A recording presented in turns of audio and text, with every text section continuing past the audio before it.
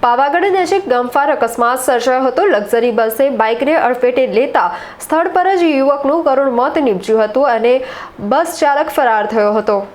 પાવાગઢ નજીક આવેલા કંકુનીવાડી વિસ્તારમાં આજે બપોરે એક અત્યંત ગમફાર માર્ગ અકસ્માત સર્જાયો હતો।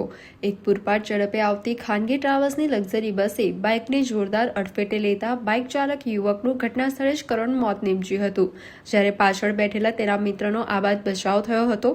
મળતી માહિતી અનુસાર મૂળ નુલાવાના અને તાલુકાના મુનપુર ગામના રહેવાસી અને હાલ અરાદ ગામે પોતાના સગાના ઘરે રહેતા આદિત્ય યોગેશભાઈ ભાટિયા સાથે બાઇક લઈને બોડેલી ગામ અર્થે ગયા હતા।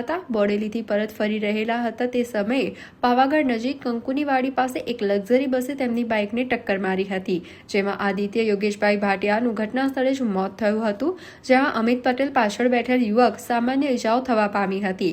અકસ્માત સર્જીને લક્ઝરી બસનો ડ્રાઈવર વાહન સાથે સ્થળ પરથી ફરાર થઈ ગયો હતો। અકસ્માતને પગલે રસ્તા પર લોકોના ટોળેટોળા ઉમટી પડ્યા હતા। બનાવની જાણ થતાં જ પાવાગઢ પોલીસની ટીમ તાત્કાલિક ઘટનાસ્થળે દોડી આવી હતી। પોલીસે મૃતદેહને કબજે લઈ પોસ્ટમોર્ટમ અર્થે હાલોલ રેફરલ હોસ્પિટલ ખાતે મોકલી આપ્યો હતો। પોલીસે અકસ્માત અંગે ગુનો નોંધી ફરાર બસ ચાલકની શોધખોળ હાથ ધરી છે।